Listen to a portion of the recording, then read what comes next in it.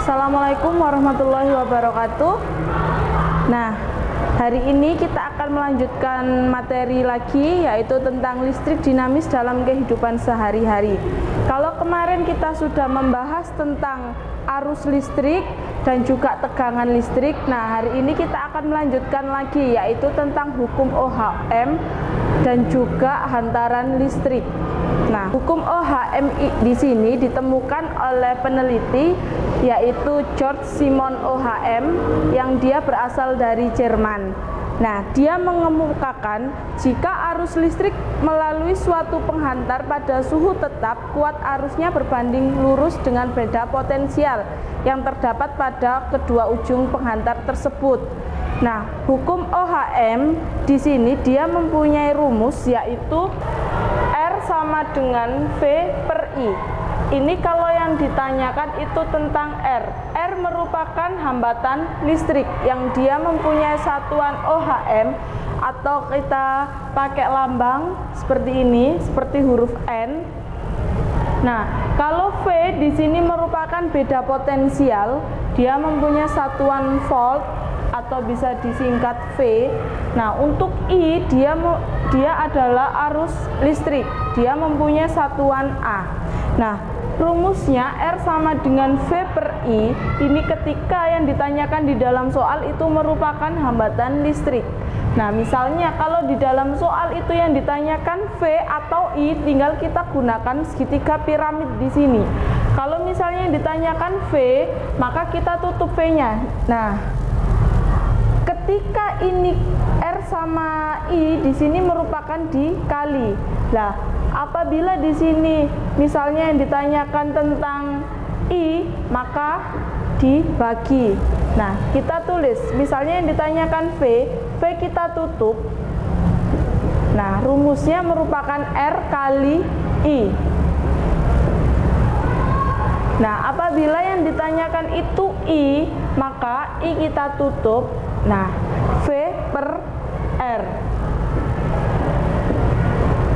Nah, ini ketiganya merupakan rumus tentang hukum Ohm. Nah, di sini ada sebuah contoh soal. Dua buah baterai memiliki tegangan sebesar 3 volt dihubungkan dengan sebuah tahanan atau resistor.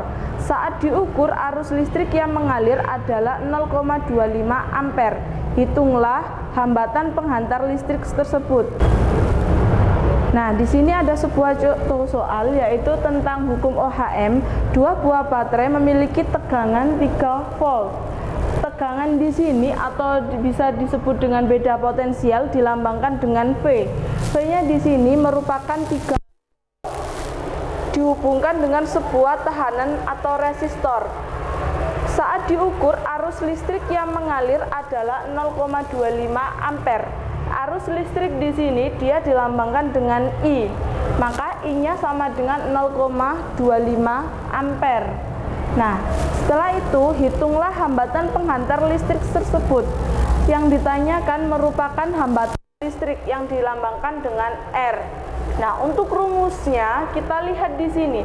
Karena yang ditanyakan tentang R, maka R-nya kita tutup. Maka rumusnya R sama dengan V per I atau V bagi I. Nah, setelah kita tulis rumusnya, kita masukkan V-nya di sini. Kita tulis 3 volt. Nah, setelah itu yang I kuat arusnya dia merupakan 0,25 ampere. Nah, setelah kita masukkan, tinggal kita bagi 3 volt dibagi 0,25 ampere. Hasilnya berapa? Ya, hasilnya merupakan 12. Nah, di sini karena yang ditanyakan tentang hambatan listrik, kita tulis karena di sini ketemu 12, sedangkan yang ditanyakan tentang hambatan listrik dia mempunyai satuan Ohm, atau kita tulis lambangnya saja. Nah, dari soal ini merupakan yang ditanyakan R tentang hambatan, sehingga ketemunya hambatan di dalam soal di sini adalah 12 Ohm. Selanjutnya kita akan membahas tentang hantaran listrik. Nah, arus yang mengalir itu sebenarnya berkaitan dengan muatan listrik yang berpindah.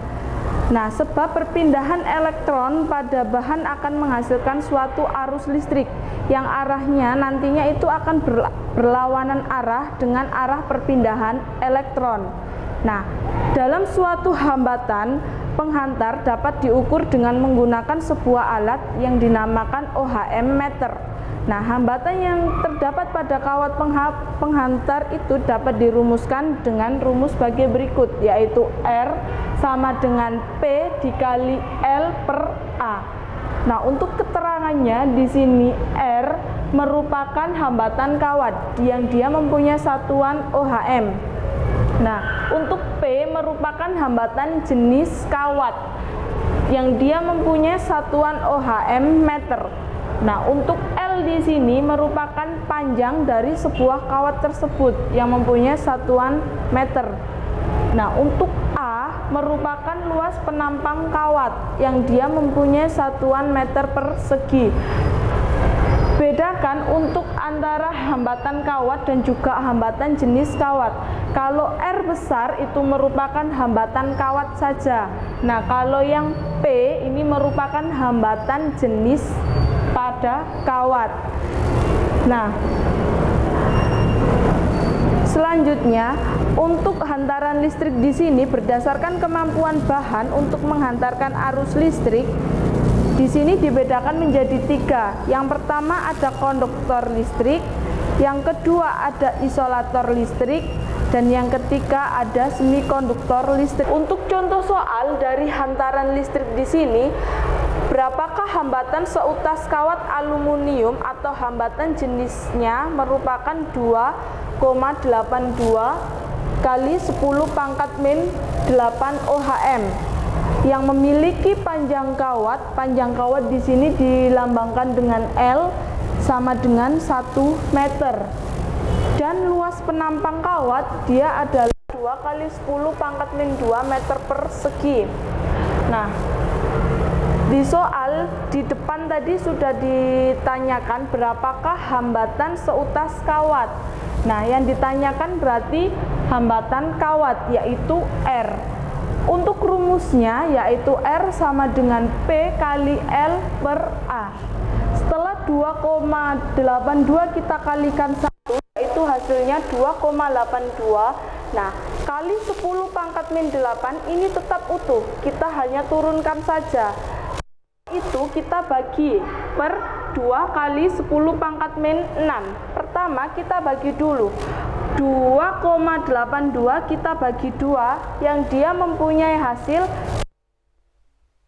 1. Nah, setelah itu dikali 10 pangkat min 8, kita tetap tulis di sini 10 pangkat min 8. Nah, karena yang di bawah di sini itu sudah habis dibagi, kan tinggal kali 10 pangkat min 6. Ketika kita pindahkan, hasilnya yaitu kali 10 pangkat 6. Minnya dia berubah menjadi positif. Nah, setelah itu tinggal kita tulis 1,41 kali ini tetap kali 10 min 8 ditambah dengan 6. Hasilnya merupakan min 2.